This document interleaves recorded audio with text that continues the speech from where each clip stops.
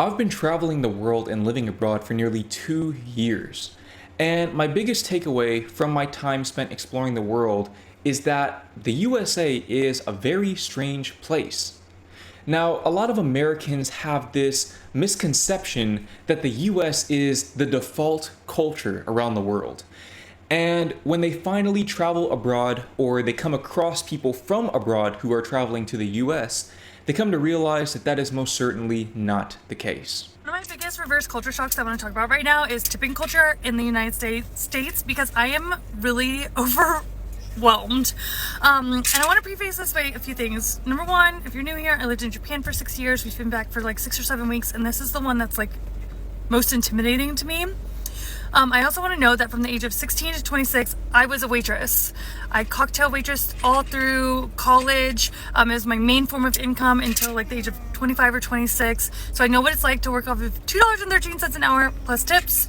I understand. So I do tip 20% minimum.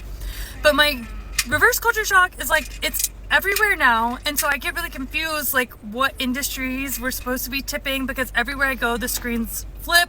It's also been multiple times where they flip the screen and it's asking 20, 25 or 30%, and that was a big shock to me, because I'm used to like 15, 18 and 20%.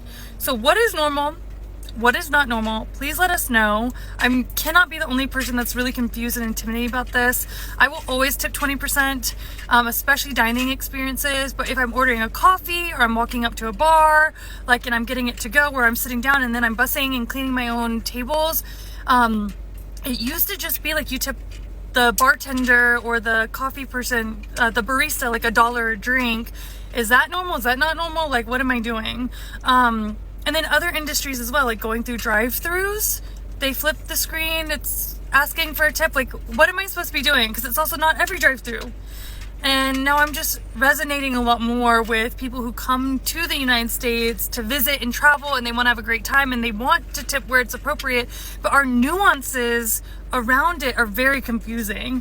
So please let me know. I want to be a good customer. Is this normal? Is it out of hand? Like, help. When I was 16 years old, I worked as a busboy at this restaurant called IHOP, International House of Pancakes. Don't know why it's called that, because I'm pretty sure it's only in the USA. Different discussion for a different day, but I was bussing tables for, I think, $8 an hour at the time. And I did not make tips. Now, there was this one day where I was working particularly hard. I was cleaning the tables, trying to keep up with all of the customers coming in and messing the tables up, so on and so forth. And out of the corner of my eye, I saw this couple sitting at a booth looking at me. And they just kept looking at me. Every time I passed by them, they were looking at me. And I didn't really feel any hostility, but it was kind of weirding me out because, I mean, why are they looking at me? Did they need help? And being the socially awkward introvert that I was, I didn't say anything to them, but I sort of continued cleaning around that area just in case they needed my help. And sure enough, after a few minutes of me doing that, they finally called me over and I got a good look at them. They were both smiling and they both seemed like very nice people. Sometimes you can just tell from looking at someone that they're just good people. And my initial impression was most certainly correct. When I got to the table, the guy asked me, "How long have you been working here?" And I think I said something like 8 months or however long I had been working there at the time. I've been working there for a little while. And he was like, "How old are you?" And I was like, "I'm 16. And he reached into his pocket and he pulled out a $20 bill. And he was like, "I see you're working very hard. I want you to have this." The reason why I'm telling you this story is because that is what tipping is all about, in my opinion. Tipping should not be an obligation. Full stop. Tipping should be something that comes from the kindness of your heart. It should be a gesture of gratitude and appreciation, not an obligation. And this is something that the US has completely messed up. You heard her mention that she knows what it's like to work for $2.13 an hour. That's not an exaggeration.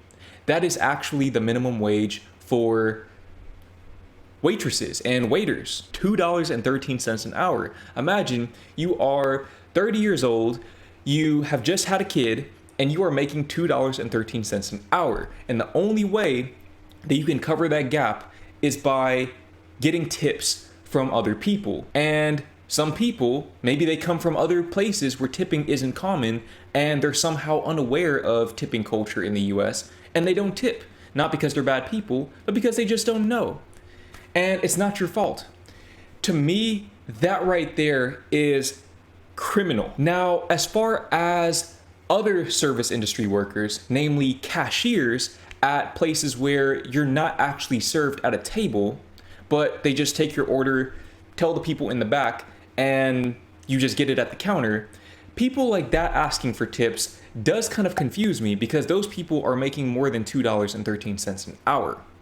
And again, I'm not saying those people shouldn't receive tips, but if they do, it should be out of the kindness of the customer's heart. My heart goes out to the people in the service industry in the US, because that is a very hard position to occupy.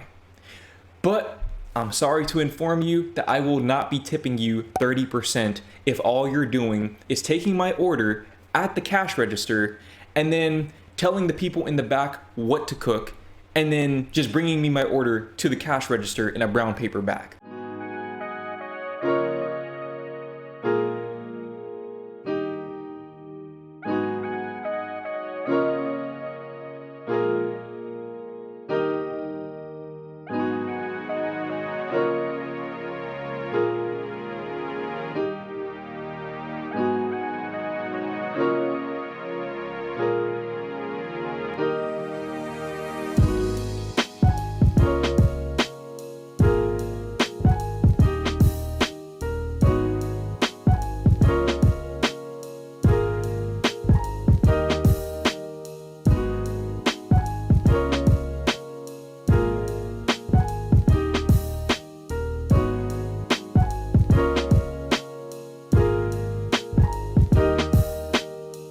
I'm from Texas, and the reason why I mention that is because Texas has this saying, everything's bigger in Texas.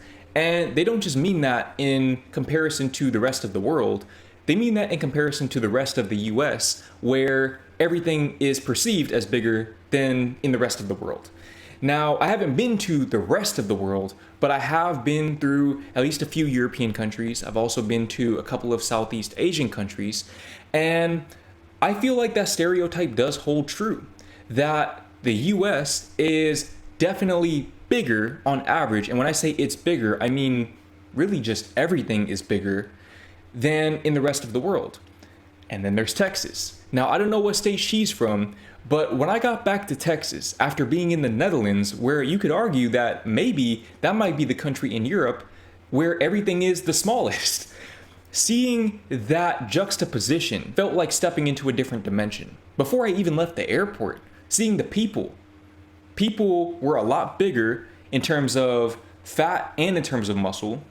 The cars were a lot bigger in the parking garage. Seemed like everyone drove an SUV or a pickup truck. Again, this is mostly a Texas phenomenon, but this is also true to a lesser extent pretty much all around the US. And I can say this because I have been to most states in the US. Things are just so much bigger, and I think a big part of the reason why is because there's this notion, this sentiment that Americans seem to believe that there is an infinite amount of space to work with, especially in places like Texas. Now, some cities like San Francisco, for example, or maybe New York City or Boston, some of the more dense urban environments, they understand, probably due to geographical constraints and due to having been built up before the advent and the popularization of the automobile, they understand that space is finite. But in a place like Texas, which doesn't have a whole lot of geographical constraints like, say, the Netherlands, people are just building these big houses on big lots with big stores and big roads. Think of all the stereotypes that you envision the US being, times 5. That's Texas. Now, as far as fashion goes, that's another thing that I noticed when I went back to the US.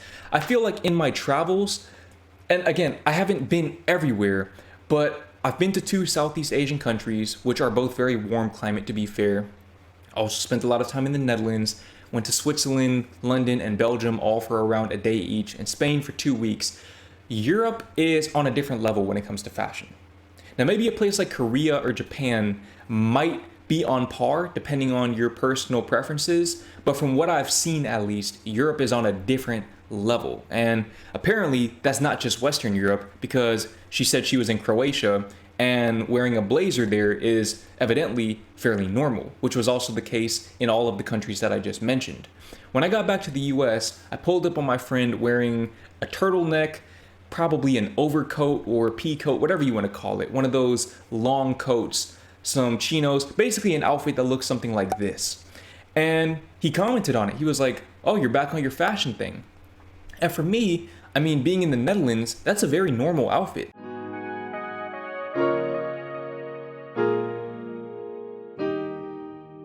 So recently I've been reacting to videos about a lot of individual European countries, and this is something that seems to come up fairly frequently, is the difference in sauna culture.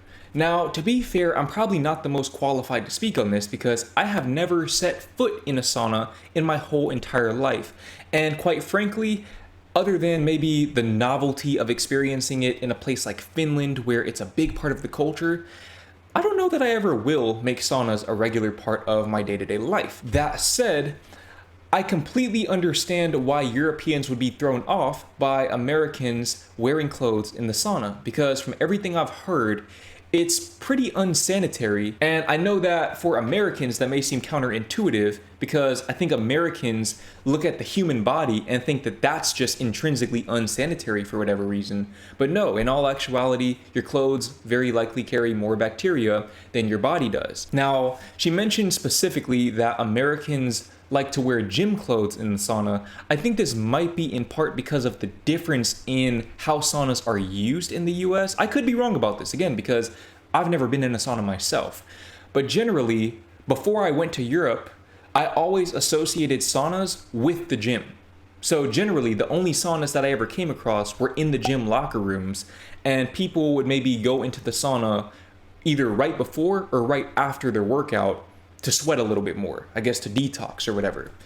And I never really knew that saunas were something that people just did just to do, but evidently that is the case. So maybe Europeans just use the saunas differently in that regard. Maybe they're less likely to go straight from an intense workout directly into a sauna. Don't know why, for the life of me, anybody would ever want to do that. But then again, I take cold showers, so it's the pot calling the kettle black. I think a lot of this also has to do with Americans just being a lot more prude than Europeans. For some reason, again, Americans think that the human body is something to admonish. It's something that is taboo and should be ignored or avoided. And I don't really know why this is the case, because this is the same country that believes that gun ownership for your average citizen is completely and perfectly acceptable.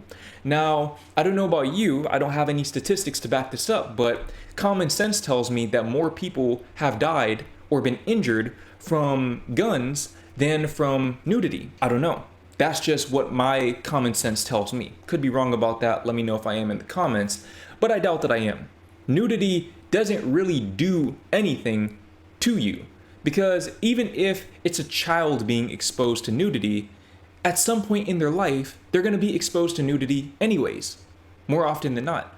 So I don't really understand the reservation surrounding nudity. And as I say all of this, I also acknowledge that I'm a hypocrite because I don't feel comfortable being nude around other people either.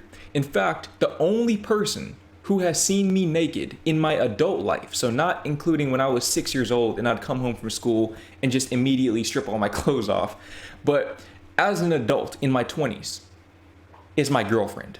That is the only person who's seen me naked. My family, my friends, they haven't seen me naked, I haven't seen them naked, and quite frankly, I'm not really looking to change that anytime in the near future.